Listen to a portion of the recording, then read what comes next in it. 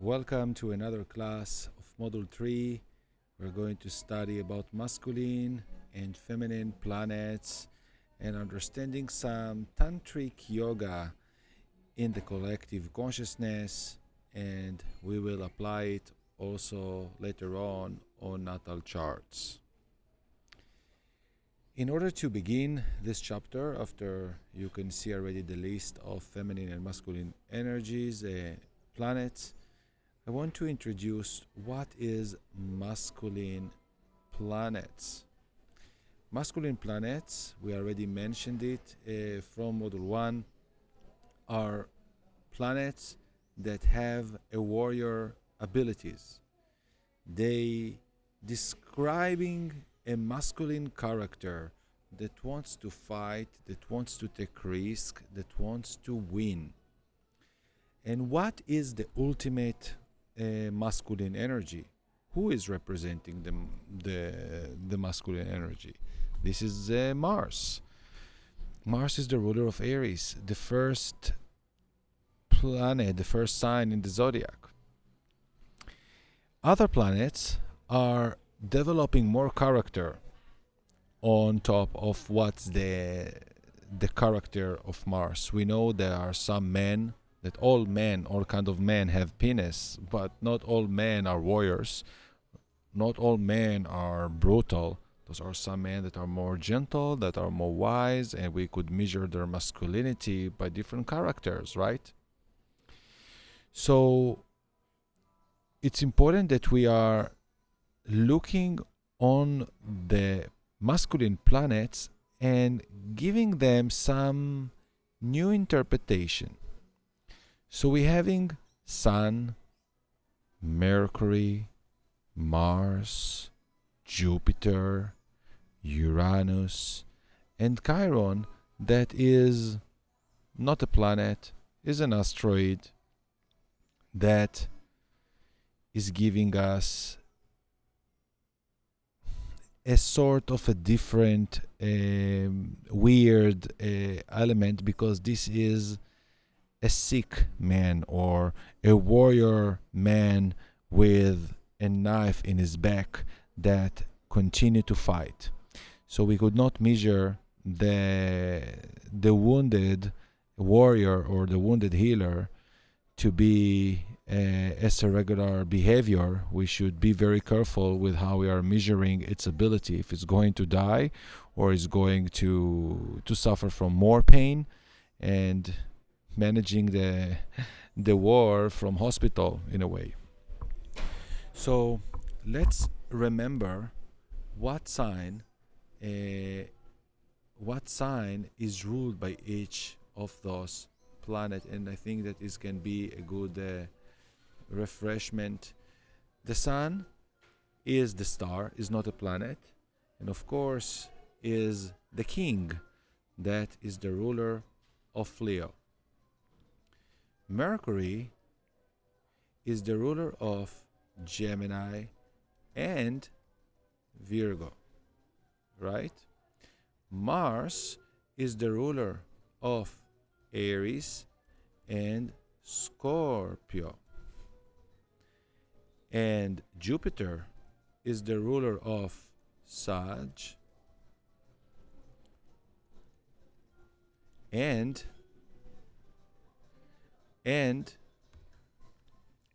Pisces, right? Jupiter has, okay, I will say in a moment. Sagittarius and Uranus is the ruler of Aquarius, and Chiron, that is a new discovery mini planet asteroid, is also identified to rule Virgo, that is sort of operating like Mercury, but in a more different way, because it's also a senator in mythology, and it's also very similar to the opposite of Mercury, which is Jupiter, right? So very interesting to look. I'm going to add here a red color to who is masculine sign. So Leo is masculine sign. Gemini is masculine sign. Aries is masculine sign. Sagittarius is masculine sign. Aquarius is masculine sign. Mercury is also the ruler of Virgo. But we know that Virgo is also ruled by Chiron, that is considered to be masculine.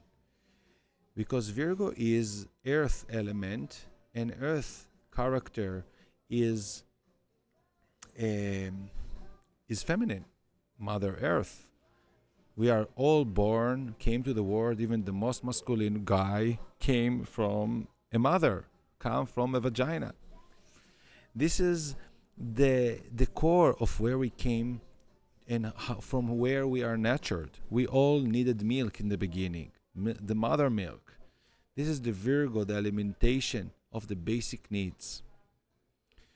So Virgo also has a very functional ability that is part of our immune system in a way, that this is the way that we are healing ourselves.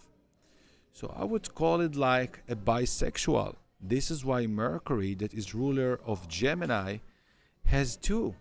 There's like a quality of bisexual. Can be attracted to both men and women and could act as feminine and masculine as well. Mars, which is the ultimate masculine energy, ruling Aries, that is exactly the same archetype, but is also the ruler of Scorpio before we discovered Pluto.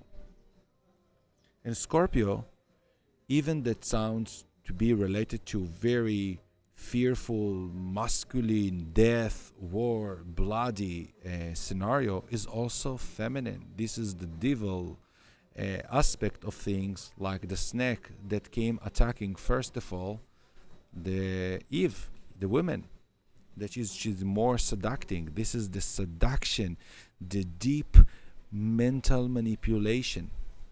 So Mars can also do this in a masculine way.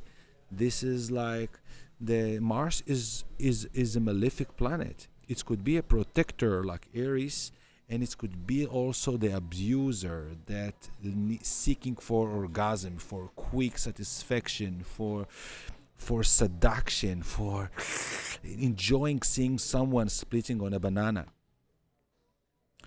Jupiter is now exclusively in tropical astrology a ruler of Sagittarius, but in ancient astrology is also the ruler of Pisces. Jupiter could be like a guru that is giving you example, that is teaching you how to do, but then in Pisces he could be also a drug dealer.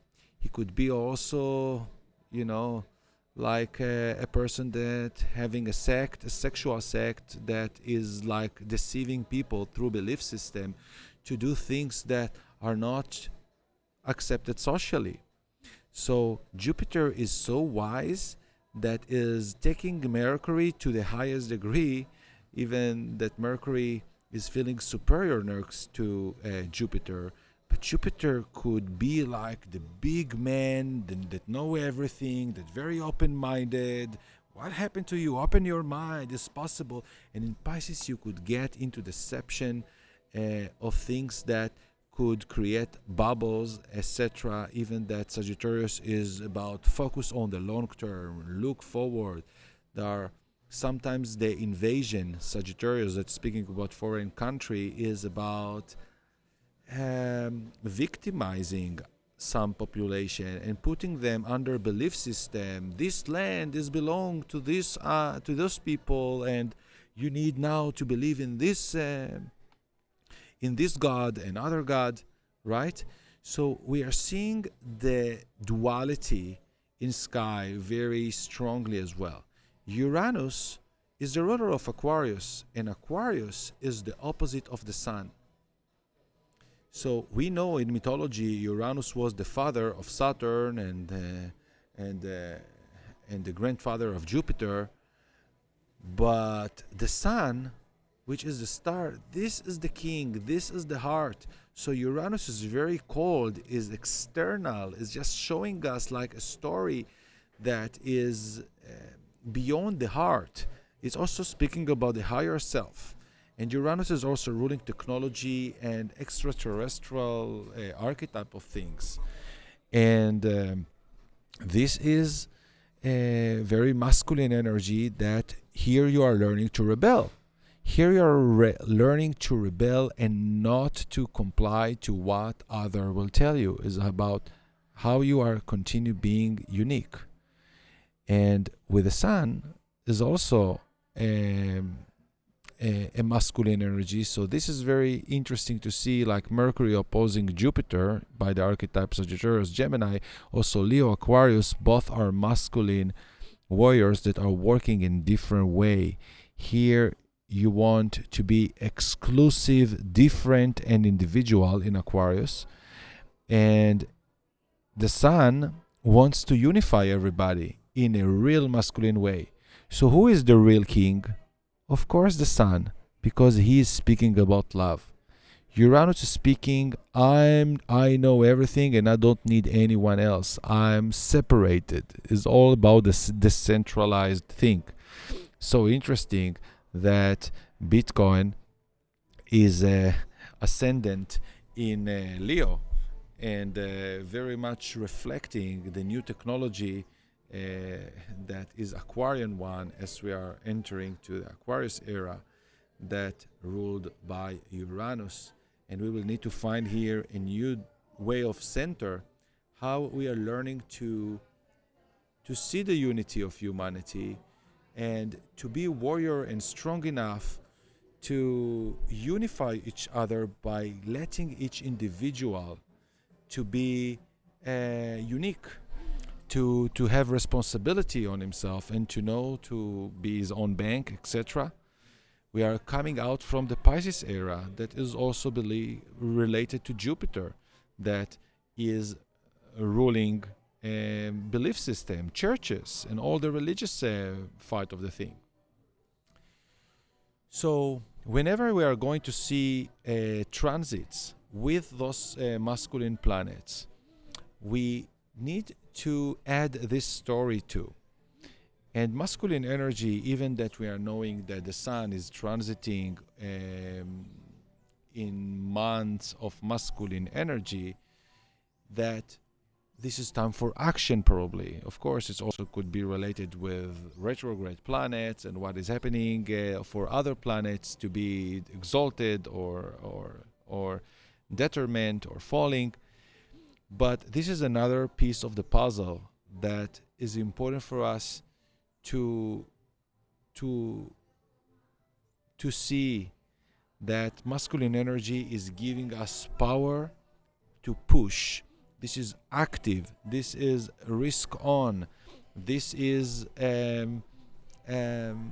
need for of action, even of investigation.